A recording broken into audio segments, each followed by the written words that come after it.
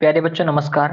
एक बार फिर से आप सभी का स्वागत है आपके इस प्यारे से यूट्यूब चैनल कोडोलॉजी वर्ल्ड पे। बेटा आप सबको पता है कि आपके क्लास 10th के कंप्यूटर के एग्जाम्स नज़दीक हैं और हम आपका कंप्लीट कंप्यूटर का जो रिवीजन है वो करवा रहे हैं। आज उसी सिलसिले में हम 7th चैप्टर को डिस्कस करने वाले हैं। कंप्लीट जो आपका 7th चैप्टर है वो डिस्कस करेंगे, जहां पर जिस किस चीज़ की जैसी ज़रूरत है हमने उन चीज़ को वैसे ही लिख रखा है। अब चैप्टर का नाम क्या है? Drone technology.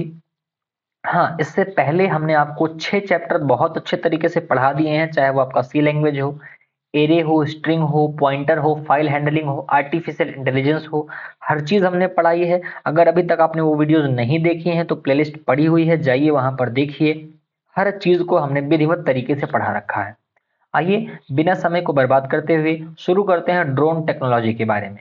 बेटा जो ड्रोन होता है उसको हम लोग अनमैन्ड एरियल व्हीकल के नाम से भी जानते हैं, जिसका शॉर्ट नेम होता है यूएवी। सर अनमैन्ड का मतलब होता है बिना मनुष्य के, बिना आदमी के। ठीक है। एरियल का मतलब होता है हवा में चलने वाला, और व्हीकल का मतलब होता है वाहन, मतलब एक ऐसा वाहन, एक ऐसी गाड़ी जो बिना आदमी के हो और हवा में चलती हो, उसको ही क्या बोलेंगे हम लोग? ड्रोन बोलते हैं। ठीक है ना। अच्छा, इसको रिमोट कंट्रोल व्हीकल भी कहेंगे, मतलब जिसको रिमोटली हम लोग क्या करते हैं? कंट्रोल करते हैं। या फिर यूं कहें कि एटोनोमस फ्लाइंग डिवाइस है। एटोनोमस फ्लाइंग डिवाइस का मतलब होता है कि एक ऐसी डिवाइस जो हवा में उड़े और जिसको कंट्रोल किया गया हो। ठीक है ना। जो कि किसका इस्तेमाल करती है? जो कि एरियल रोबोटिक्स का इस्तेमाल करती है, और एरियल रोबोटिक्स का इस्तेमाल करती है नेविगेशन के लिए, और उस हिसाब से टास्क को परफॉर्म करेगी। ठीक है ना। मतलब कुल मिला के इतना समझो, एक ऐसी गाड़ी जो कि हवा में उड़े, पहली बात। दूसरी बात, इसमें कोई भी आदमी ना हो। और तीसरी बात, इसको रिमोट से कंट्रोल किया जाए। इसको किससे कंट्रोल किया जाए? रिमोट से कंट्रोल किया जाए। तो इसे ही हम लोग क्या बोलेंगे? ड्रोन बोलेंगे। डेफिनेशन लिखना चाहते हैं तो हम आपके लिए 3 डेफिनेशन लेकर के आए हैं। इन तीनों डेफिनेशन में से आप किसी को भी अपनी कॉपी में लिख देंगे तो वो उस डेफिनेशन के लिए एनफ होगा। ठीक है ना। कह रहा है अ drone is a type of aircraft, एक प्रकार का एयरक्राफ्ट होता है। इसको हम लोग अनमैन्ड एरियल व्हीकल के नाम से भी जानते हैं। A drone is unmanned. Unmanned क्यों होता है? Because it doesn't need a pilot on board to fly it. मतलब इसमें, इसके बोर्ड में किसी पायलट की जरूरत नहीं होती है इसको उड़ाने के लिए। ठीक है ना। बहुत सुंदर सी परिभाषा है, आप इसको लिख देंगे, इतनी एनफ रहेगी आपके एग्जाम के पॉइंट ऑफ व्यू से, अगर 2 नंबर का सवाल आपसे पूछा है तो। ठीक है ना। उसके बाद कह रहा है अगली परिभाषा देखो, a drone is unmanned aircraft, एक अनमैन्ड एयरक्राफ्ट है। Drones are more formally known as unmanned air vehicle, इसको अनमैन्ड एयर व्हीकल के नाम से भी जानते हैं या अनमैन्ड एयरक्राफ्ट सिस्टम के नाम से जानते हैं। ठीक है ना। ये भी आप एक डेफिनेशन लिख सकते हो। तीसरे डेफिनेशन कह रहा है the word drone is used to in various senses, मतलब बहुत सारे इस मतलब इसके हो सकते हैं। Now it is mainly called drone a pilotless aircraft. Drone को आजकल क्या समझा जा रहा है? अ पायलटलेस एयरक्राफ्ट समझा जा रहा है, मतलब एक ऐसा एयरक्राफ्ट जिसमें पायलट ही ना हो, और जो कि वेरियस साइज का हो सकता है, और जिसको बहुत सारी कामों के लिए हम लोग इस्तेमाल करते हैं। ठीक है ना। इसको कंट्रोल कैसे किया जाता है? रिमोट लोकेशन से कंट्रोल किया जाता है। रिमोट लोकेशन का मतलब समझते हो? रिमोट का मतलब होता है दूर। आज ना जानते हो, जान लेना। रिमोट का मतलब क्या होता है? दूर। और लोकेशन का मतलब किसी एक स्थान से जो दूर हो, उस दूर स्थान से हम लोग क्या करें? इस ड्रोन को जो यहाँ पर उड़ रहा है, इस ड्रोन को हम लोग क्या करें? कंट्रोल करें। यही क्या कहलाता है? रिमोट लोकेशन से कंट्रोलिंग कहलाती है। ठीक है ना। बात समझ में आ गई? आइए बात करते हैं आगे। आगे बात समझिएगा, बहुत काम काम की चीजें हैं, बहुत छोटी छोटी चीजें हैं जो कि आपको याद रखनी है। छोटी चीजों का मतलब कह रहा है, आगे बताइए सर कि ड्रोन जो है आपका ना, वो कितने टाइप का होता है। तो हम आपको बताते हैं, जो ड्रोन हमारा है वो साइज के आधार पर, किसके आधार पर? ये थोड़ा सा कम काम कर रहा है, हम लोग ब्लैक ही ले लेते हैं। बेटा साइज के आधार पर ड्रोन हमारा कितने प्रकार का होता है? 4 प्रकार का होता है। पहला कौन सा है? वेरी स्मॉल ड्रोन, जिसको हम लोग नैनो ड्रोन भी बोलते हैं, जिसको माइक्रो ड्रोन भी बोलेंगे। जो माइक्रो ड्रोन होता है वो आपका किस आकार का होता है? तो उसका जो साइज होता है बेटा, वो होता है 1 सेंटीमीटर से लेकर के 50 सेंटीमीटर तक का। साइज कितना होगा? 1 सेंटीमीटर से 50 सेंटीमीटर तक की साइज का होगा। अगर इसके वेट की बात करें तो सर जो वेट होता है ना, वो करीब करीब मान के चलो 10 ग्राम से 15 ग्राम के आसपास का होता है। कितने ग्राम का? 10 ग्राम से 15 ग्राम के आसपास का होता है। अब ये आपको याद रखना है कि एक सेंटीमीटर से 50 सेंटीमीटर तक की साइज इसकी हो सकती है। फिर बात करते हैं स्मॉल ड्रोन की। जो स्मॉल ड्रोन होता है वो 50 सेंटीमीटर से लेकर के 2 मीटर तक बड़ा हो सकता है। अब मीटर का मतलब समझ रहे हो ना, मीटर का मतलब जो इसका डायमेंशन है ना, वो डायमेंशन की बात हो रही है। डायमेंशन का मतलब कि ऐसे आपका मान के चलो ड्रोन है, तो ये ड्रोन में ये जो है ये कितना हो सकता है, इसकी जो लेंथ है ये कितनी हो सकती है, 50 सेंटीमीटर से लेकर के 2 मीटर तक हो सकती है, इसकी ये बात कर रहा है। उसके बाद तीसरा है मीडियम ड्रोन। मीडियम ड्रोन जो होता है वो करीब करीब 2 मीटर से ज्यादा का होगा। कितने मीटर से ज्यादा का होगा, 2 मीटर से ज्यादा का होगा। और हाँ, ये 200 किलो तक का हो सकता है। कितना हो सकता है, 200 केजी तक का हो सकता है, जिसका इस्तेमाल हम लोग अमेच्योर फोटोग्राफी वगैरह में करते हैं। ठीक, आगे चले। आगे कह रहा है लार्ज ड्रोन जो होते हैं, वो लार्ज ड्रोन बेटा जो होंगे वो छोटे मोटे हवाई जहाज के बराबर होते हैं, एयरक्राफ्ट के बराबर।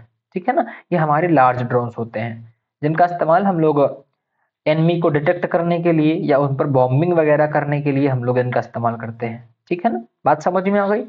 आगे चलते हैं सर। पेलोड कैपेसिटी के आधार पर ड्रोन कितने प्रकार के होते हैं, तो बेटा जो पेलोड कैपेसिटी होती है उसके आधार पर भी ड्रोन हमारे 4 प्रकार के होते हैं। पहला फेदर वेट ड्रोन, दूसरा लाइट वेट ड्रोन, तीसरा मिडिल वेट ड्रोन और चौथा हैवी लिफ्ट ड्रोन। ठीक है ना।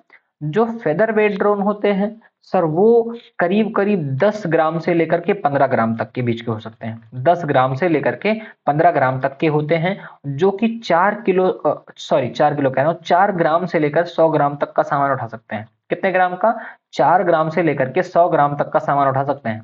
बातों को ध्यान से समझते चलना। उसके बाद आगे है आपका लाइट वेट ड्रोन। अब लाइट वेट ड्रोन जो है वो 150 ग्राम से लेकर के 270 ग्राम तक का सामान उठा सकते हैं। 150 ग्राम से लेकर के 270 ग्राम तक का सामान उठा सकते हैं। अच्छा, इनका खुद का वेट कितना होता है, तो बेटा इनका खुद का जो वेट होता है वो करीब मान के चलो 200 ग्राम से लेकर के 1 किलो तक होता है। 200 ग्राम से लेकर के 1 केजी तक होता है इनका खुद का वेट। ठीक है ना, ये आपको याद रखना है। तीसरा जो है आपका वो है middle wait drone. Middle wait drone को हम लोग फिर से 2 भागों में बांट सकते हैं, पहला कॉमर्शियल ड्रोन और दूसरा मिलिट्री ड्रोन। जो कॉमर्शियल ड्रोन होते हैं वो 400 ग्राम से लेकर के 1460 ग्राम तक का लोड उठा सकते हैं। ठीक है ना। और जो मिलिट्री ड्रोन होते हैं वो ज्यादा सामान उठाते हैं, वो 40 किलो से लेकर के 150 किलो तक का सामान उठाएंगे। याद रखना यहाँ पर ग्राम कहाँ लिखा है, किलोग्राम कहाँ लिखा है, इन चीजों का विशेष ध्यान रखना बेटा। ठीक है ना, यहाँ पर ग्राम लिखा हुआ है, ग्राम ग्राम ग्राम ग्राम हर जगह लिखा हुआ है, लेकिन यहाँ पर किलोग्राम लिखा हुआ है। ठीक है ना। ऐसे जो आपके हैवी लिफ्ट ड्रोन होते हैं वो 550 किलो या इससे ज्यादा का सामान एक बार में उठा सकते हैं। ठीक है ना, कितना सामान, 550 किलो या इससे ज्यादा का सामान एक बार में उठा सकते हैं। ठीक है ना, और इनका खुद का जो वेट होता है वो करीब करीब 160 किलो के आसपास होता है। कितने वजन के होते हैं, ये खुद 160 किलो तक के आसपास के होते हैं। ठीक है ना, तो ये भी आपको याद रखना है।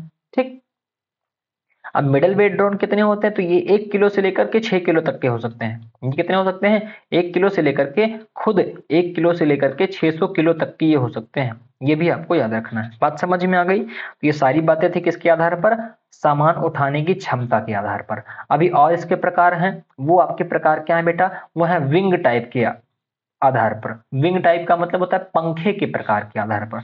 अब इसमें हमने आपके सुविधा के लिए हर एक टाइप की फोटो भी बना रखी है। आगे कह रहा है सिंगल रोटर ड्रोन। रोटर का मतलब वही मोटर समझ चलो जो घूमती है। ठीक है ना।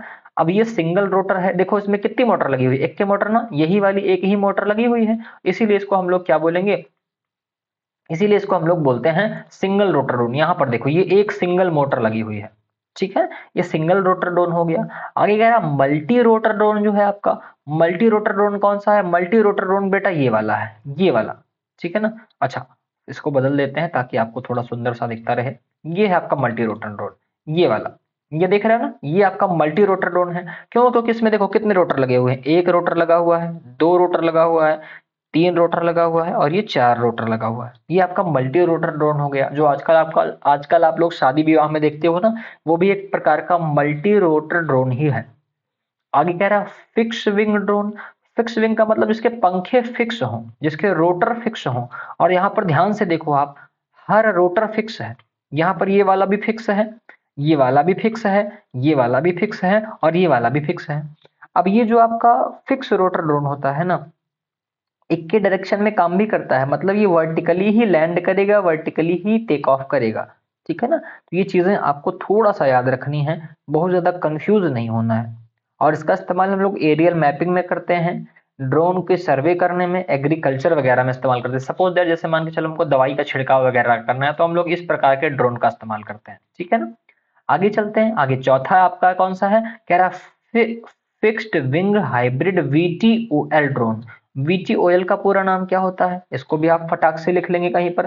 बेटा वीटीओएल का मतलब होता है vertical take off and landing, vertical take off and landing. ये जो ड्रोन होते हैं ये डिलीवरी के लिए इस्तेमाल होते हैं, मतलब सामान पहुंचाना है कहीं पर तो उसके लिए हम लोग इनका इस्तेमाल करते हैं। ये देखो इनमें भी 4 पंखे लगे हुए हैं, लेकिन ये आपके हाइब्रिड हैं। हाइब्रिड का मतलब ये फिक्स भी हो सकते हैं और ये आपके घूम भी सकते हैं। ये 4 पंखे इधर हो गए, 5वां पंखा यहाँ पर लगा हुआ है, ठीक है ना। मतलब बहुत हाई क्वालिटी के ड्रोन होते हैं, इनका इस्तेमाल हम लोग सामान वगैरह को डिलीवर करने में मैक्सिमम करते हैं, ठीक है।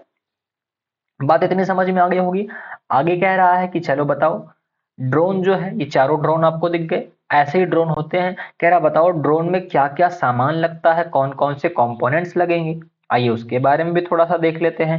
बेटा ड्रोन में कौन कौन से कंपोनेंट्स लगते हैं, सबसे पहले प्रोपेलर लगता है।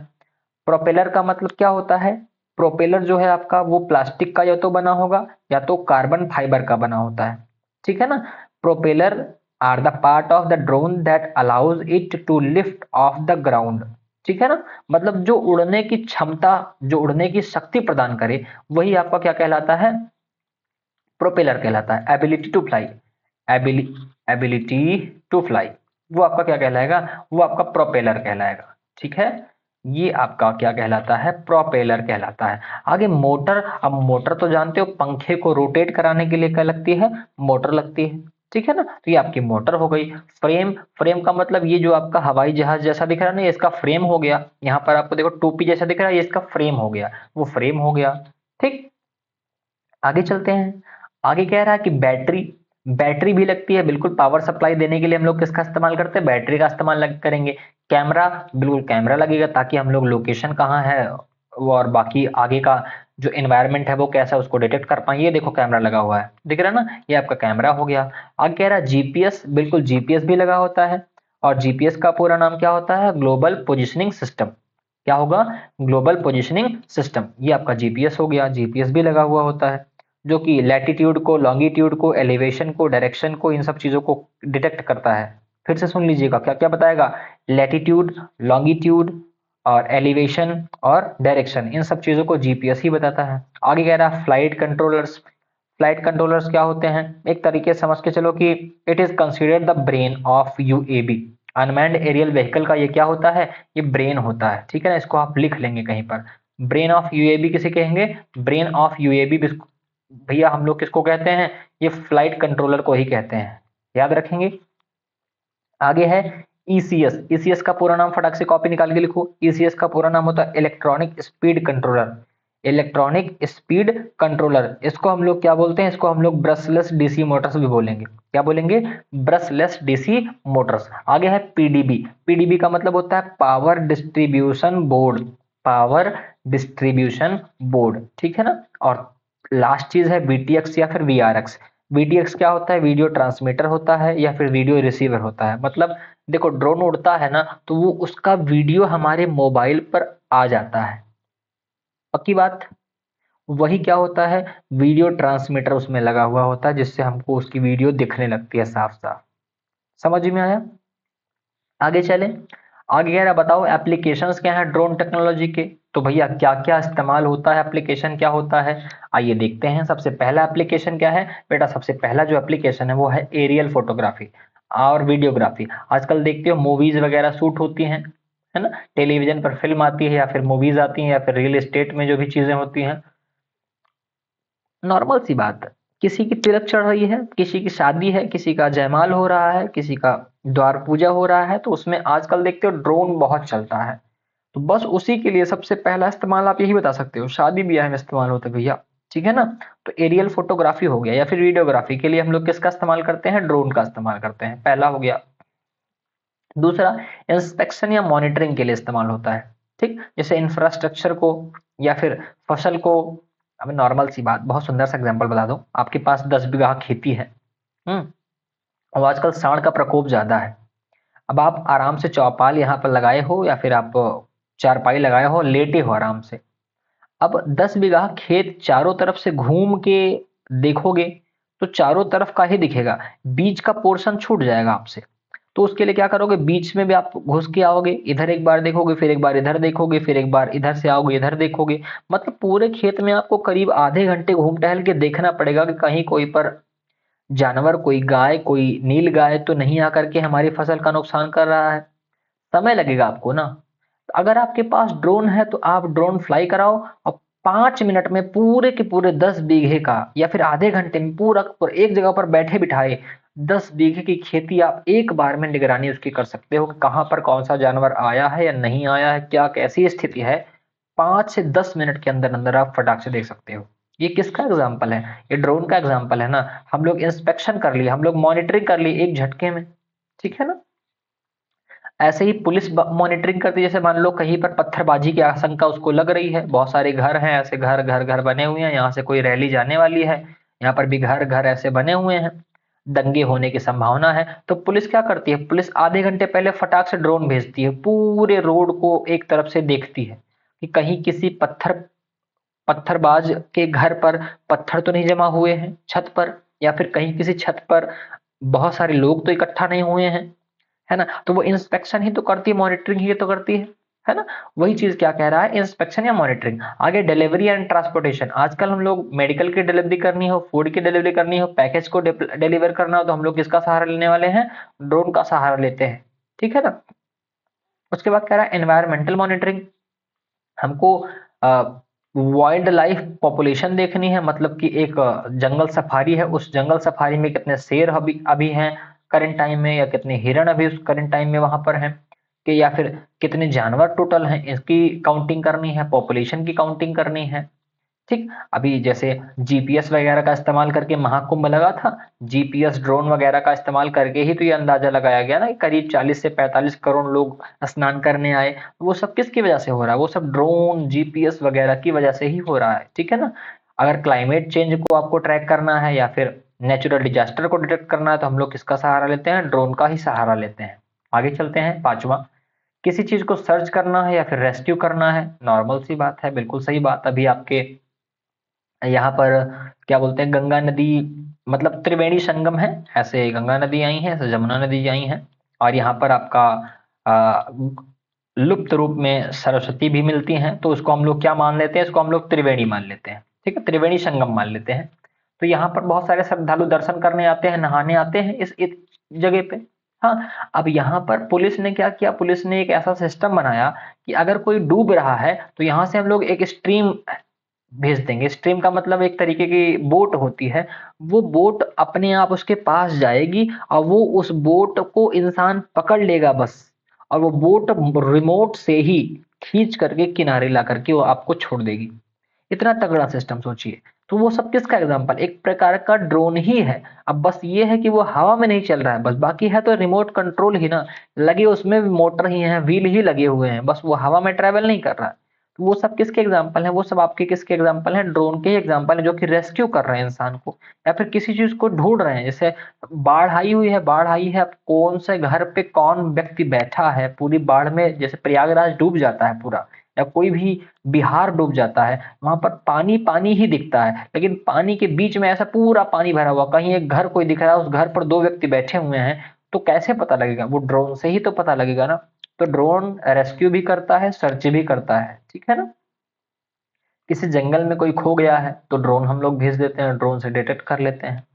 आगे कह रहा है कंस्ट्रक्शन में या फिर सर्वेइंग में, कंस्ट्रक्शन करने में साइट का कि प्रोग्रेस कितनी हुई है कितनी नहीं हुई है, या फिर कोई कोई दिक्कत तो नहीं है, उसको कोई इशू को डिटेक्ट करना है तो हम लोग ड्रोन का इस्तेमाल करते हैं। एग्रीकल्चर में हमने आपको बता ही दिया, दवा वगैरह का छिड़काव करना होता है, स्प्रे क्रॉप्स, बिल्कुल।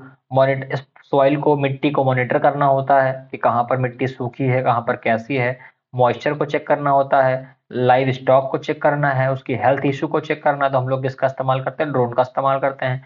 पब्लिक सेफ्टी के लिए हमने आपको बताया ही भैया, जैसे कोई दंगा होने के चांसेस हैं, या फायर फाइटर्स कहाँ पर हैं कहाँ नहीं हैं, उन सब चीज़ों को इमरजेंसी कहीं पर डिक्लेयर है तो वहाँ पर हम लोग निगरानी करने के लिए किसका इस्तेमाल करते हैं, ड्रोन का इस्तेमाल करते हैं, ठीक है ना। आगे कह रहा है साइंटिफिक रिसर्च, बिल्कुल साइंटिफिक रिसर्च में भी जैसे ओशियन, भाई उतने बड़े समंदर में कौन जाएगा, किनारों की निगरानी करने कौन जाएगा बार बार बोट लेकर के समुद्र में, कोई भी मछली है कुछ भी है आपको अटैक कर सकती है, आपका लाइफ रिस्क में आ सकता है। तो हम लोग क्या करते हैं, समुद्र ऐसे लंबा बड़ा सा समुद्र है, इस समुद्र किनारे की हमको निगरानी करनी है, हम लोग क्या किए, यहाँ से ड्रोन भेजे, ड्रोन ऐसे ऐसे ऐसे टहलता हुआ इधर उधर गया और उसके बाद फिर वापस आ गया, ठीक है ना। अब इंसान जाएगा तो बोट से जाएगा, बोट से जाएगा तो क्या लगेगा, पेट्रोल डीजल लगेगा। हाँ, और दूसरी बात कि एक इंसान अकेला जाएगा तो उसके गुम होने के, उस पर अटैक होने के, जानवरों से या फिर बाहरी लोगों से अटैक होने के चांसेस ज्यादा होंगे। ड्रोन है तो ऐसा कुछ नहीं होगा, होगा भी तो कैमरे में दिख रहा होगा यहाँ पर बैठे सब लोगों को, ठीक, उसके हिसाब फिर एक्शन लिया जा सकता है। ऐसे 10वां आपका है मिलिट्री। अब मिलिट्री में आपको एग्जाम्पल मैंने बता दिया, जैसे बॉर्डर है ये इंडिया का, अब यहाँ से इंडिया के बॉर्डर पे चीजें कैसी निगरानी करी जा रही है, एक इंसान बैठा है, वो ड्रोन ले गया और यहाँ से ऐसे फटाफट फटाफट फटाफट वो क्या करता गया, घुमाता चला गया, वो लेकर के लौट आया, उसकी निगरानी फटाक से एक बार में हो गई। पैदल जाता तो समय लग जाता, ठीक है ना। ये सारी बातें क्या हैं, ड्रोन के एडवांटेजेस हैं या फिर एप्लीकेशन है या फिर यूजेस हैं, ठीक है ना। आगे बात करते हैं, कह रहा है फायदा क्या है, तो भैया फायदा तो बहुत ज्यादा है। कैसे, पहला फायदा ये है कि जैसे हमने कहा कि दवाएं छिड़कनी है आपको या फिर रिकॉर्डिंग करनी है, कुछ भी करना है, तो वो थोड़ा automatic task, labour work, cost और प्रोडक्टिविटी को क्या करता है, इंक्रीज करता है। एक इंसान है दवा छिड़क रहा है, हो सकता है वो दवा छिड़कते छिड़कते भूल जाए और उसको लगे कि हाँ मैंने इस एरिया में दवा का छिड़काव किया था या नहीं किया था। लेकिन ड्रोन है तो ड्रोन से आप एकदम एग्जैक्ट डायरेक्शन में चीजों को मोड़ करके एक सीरियल से चीजों को बराबर तरीके से दवा का छिड़काव कर सकते हो, मॉनिटरिंग कर सकते हो, जो भी चीजें हैं बहुत अच्छे तरीके से कर सकते हो आप, ठीक है ना।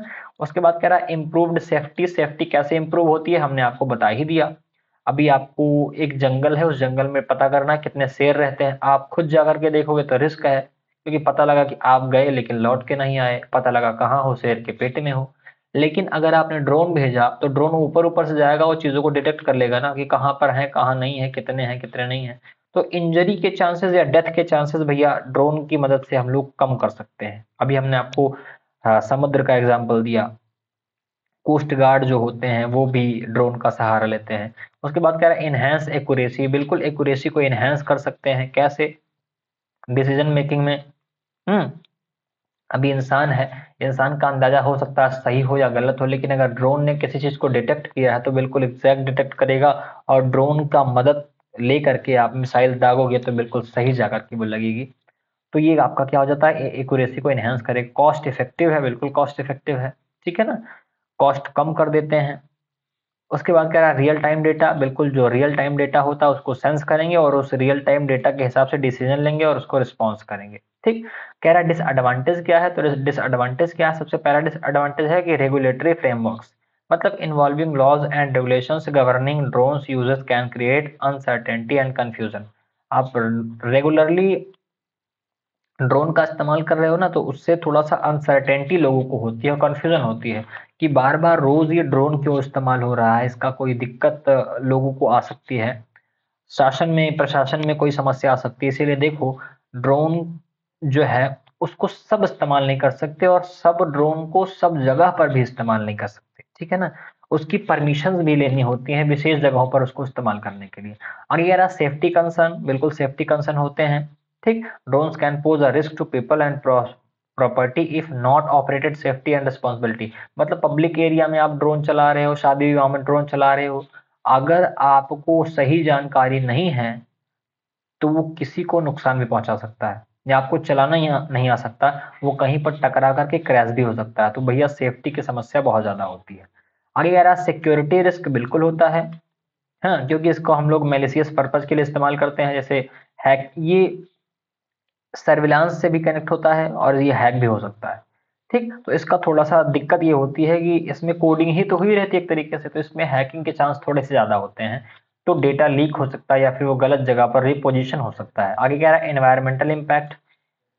एनवायरमेंटल इम्पैक्ट मतलब ये है कि जैसे आप किसी जंगल में ड्रोन को चला रहे हो तो वहां पर उसमें इतनी आवाज होती है ना कि वहां पर जो जानवर हैं वो परेशान हो सकते हैं, ठीक। ऐसे ही अभी जैसे नॉर्मल कभी कभी आपने एक छोटा सा प्यारा सा एग्जांपल बताओ, जैसे आप जयमाल में देखो, जयमाल में दूल्हा दुल्हन यहाँ पर बैठे हुए हैं और ड्रोन पास आता है, तो सबके बाल वाल उड़ने लगते हैं, वो थोड़ा सा डिस्टर्ब हो जाते हैं, खराब हो जाते हैं, तो कुछ लोगों को इरिटेशन भी होने लगती है कि सारा मेकअप मेरा खराब हो गया, है ना। और एग्जाम्पल बताऊं मैं आपको, एक छोटा सा एग्जाम्पल और, कि जैसे ठंडी है ना, तो ठंडी में ड्रोन पास आता है ना, तो लोग, हवा इतनी तेज लगती है कि लोग ठंड से कांपने लगते हैं। तो वो चाहते हैं कि तुरंत दूर चला जाए, चाहे फोटो आए चाहे ना आए, भैया ठंडी हमको ना लगे, क्योंकि देखो ठंडी में लोग फैशन में एक कपड़े दो कपड़े आराम से पहन के जाते हैं, बहुत ज्यादा स्वेटर वगैरह जैकेट वगैरह पहनेंगे तो लुक खराब हो जाएगा मेरा। तो वो ड्रोन से बचते हैं, ड्रोन से दूर भागते हैं, क्यों? क्योंकि वो ड्रोन हवा ज्यादा करता है। अगर वहीं गर्मी है तो भैया हमारे पास ले आओ, हमारी फोटो लो, हवा भी लगेगी। ये चीजें होती है ना, तो इन्वायरमेंट पर भी उसका इम्पैक्ट पड़ता है, लोगों को थोड़ी सी परेशानी भी हो सकती है और उनको सुविधा भी हो सकती है। ठीक। आगे कह रहा है टेक्निकल लिमिटेशन, बिल्कुल टेक्निकल लिमिटेशन है। क्यों, कैसे? क्योंकि सर बैटरी छोटी लगाई है तो थोड़ी टाइम चलेगी, बैटरी बड़ी है तो ज्यादा टाइम चलेगी। हाँ, बारिश में ड्रोन काम नहीं करेगा, ये भी चीजें होती हैं, तो वो सारी समस्याओं का सामना ड्रोन को करना पड़ता है। आगे कह रहा है पब्लिक परसेप्शन। पब्लिक परसेप्शन का मतलब बिल्कुल, अब ड्रोन के बारे में लोगों की सोच अलग अलग है, राय अलग अलग है, कोई इसको अच्छा मानता है, कोई इसको बुरा मानता है। ठीक है ना। जैसे आप, सरकार चाह रही है कि हम ड्रोन से लोगों के घरों की निगरानी करें, तो कुछ लोग इस बात में भी आपत्ति लगाएंगे कि अपने घर में कौन कैसे कहाँ किस सिचुएशन में बैठा है। वो एक तरीके से गलत तरीका है कि आप ड्रोन से किसी के घर की निगरानी कभी भी करो, वो सही परसेप्शन नहीं है। ठीक है ना। तो बिल्कुल सही बात भी है ये, कि उसको जब भी आपको इस्तेमाल करना है तो प्रॉपर एक तरीका होना चाहिए, प्रॉपर एक उसका प्रोसीजर होना चाहिए, उस प्रोसीजर के हिसाब से भी आप उसका इस्तेमाल करिएगा। ठीक। कह रहा डेटा मैनेजमेंट। बिल्कुल डेटा मैनेजमेंट भी इससे होता है। Drone can generate vast amount of data which can be challenging to manage and analyse. मतलब ड्रोन जब भी चलता है, बहुत ढेर सारा डेटा ये जनरेट करता है। कैसे, क्या क्या जनरेट करेगा, कि किस एल्टीट्यूड पर वो उड़ रहा है, क्या लॉन्गिट्यूड है, क्या लैंगिट्यूड है, क्या डायरेक्शन है, हाँ, क्या हवा का दबाव क्या है, लोकेशन, जीपीएस की लोकेशन क्या है। तो वो सारी चीजें आपको समझ में आनी चाहिए, तब आप क्या है डिसीजन ले सकते हो, नहीं तो नहीं ले सक पाओगे। बहुत बड़ी अमाउंट में डेटा जनरेट करता है, जिसके बारे में जानकारी भी आपको होनी चाहिए, जिसको एनालाइज करना आपको आना चाहिए। ठीक है ना। उड़ा लेना ही बहुत बड़ी बात नहीं है, उसको मैनेज करना बहुत बड़ी बात है, एनालाइज करना बहुत बड़ी बात है। ठीक। कह रहा साइबर सिक्योरिटी। तो बिल्कुल, drone can be vulnerable to cyber threats, हाँ, partially if not secure properly. तो ये आपके क्या होते हैं, थोड़ा सा वल्नरेबल भी होंगे। ठीक। क्यों, धमकी वगैरह देने के लिए।